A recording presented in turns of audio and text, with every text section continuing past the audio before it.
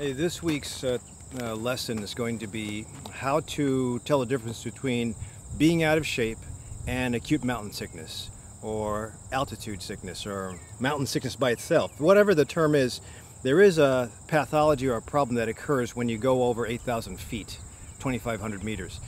The problem is, the higher you go in altitude, the less dense air is, and when you have less air, less oxygen, less building block for ATP, then something has to give. Your either heart has to go faster and beat faster, or your lungs have to work more.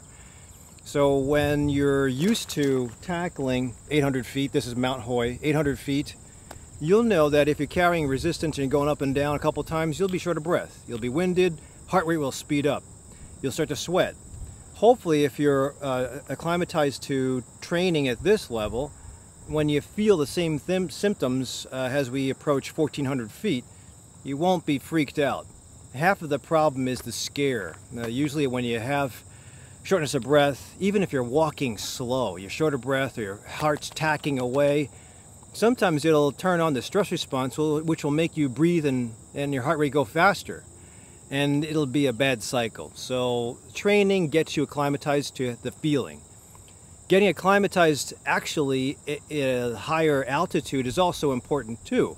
When your body will sleep at a higher altitude than you're used to, it'll give the heart and lungs a little bit of a couple of hours, 12 to 24, to get used to that altitude, get used to breathing, and that sometimes helps the whole situation in avoiding the symptoms at the top of the mountain. So you usually will fly in, we'll sit at that place with that altitude for about a day, and then we'll pursue day hikes. In this case, we're going to try 8,000 feet, do a day hike, maybe 10 to 11,000 feet, do a day hike, and then hopefully the whole group will be happy. But it's up to your team leader to kind of keep eyes on, just to make sure that nobody's developing headaches, dizziness, shortness of breath, fatigue, nausea. All those symptoms are the symptoms of acute mountain sickness. They can actually persist. So if they get worse or severe, then it's up to team leader to say, no, this is probably too bad of an altitude for you. Usually all you have to do, if the symptoms are persistent, drop down a couple thousand meters and the symptoms go away. But again, splintering off from the group because you're short of breath, the whole group will actually have to turn around. So that's why it's important for the group to train together.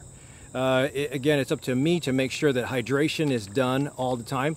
Sometimes if you're used to training at Chicago level, you're not going to hydrate that often, but again, it is important to do it on a regular basis to make sure that's out of the formula. So if we're trying to keep eyes on everybody in the group and we don't train, then it's hard for me to tell, is it acute mountain sickness or is this person just out of shape? If we're trying to keep eyes on the group and it's just dehydration because we're not keeping up with fluids, is it acute mountain sickness or is it dehydration? So there are little things that we can do, like acclimatizing, like training with resistance, like drinking on a regular basis, that will eliminate those things out of the formula. If they're not in the formula, I don't have to consider them. If I don't have to consider them, I can just concentrate on keeping a good, healthy group. So that actually can escalate to a higher level.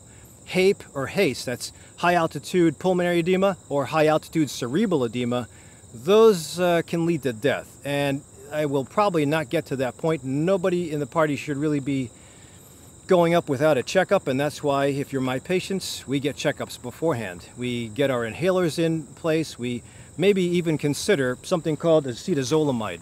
Sometimes when you're trying to prevent high altitude sickness or high altitude mountain sickness, or just mountain sickness,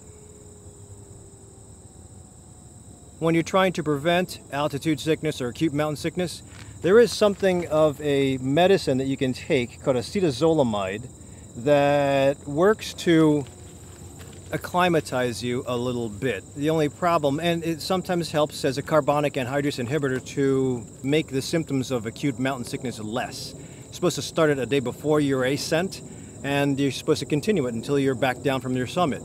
The problem is it makes you pee for the first 12 hours, and that can be annoying if you're just trying it when you're on the mountain. It also changes around the taste of certain drinks or carbonated beverages, so you'll have a change in taste, and you'll also have a problem with peeing that usually settles up after the first day, but it does help.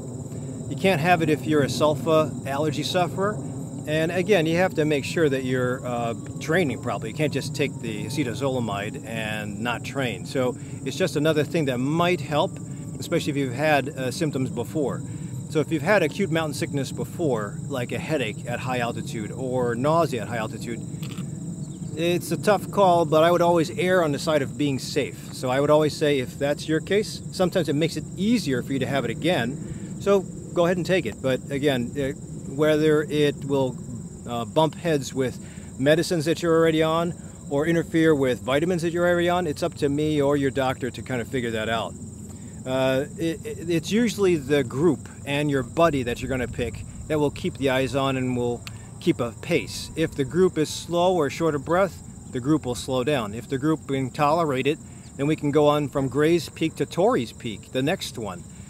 So it really depends on the weather conditions, depends on the fitness of the group, depends on other medical problems. But the bottom line is, if we can maximize on all the variables, they'll just make it an easier summit or easier play for getting to that summit, as long as we are staying safe.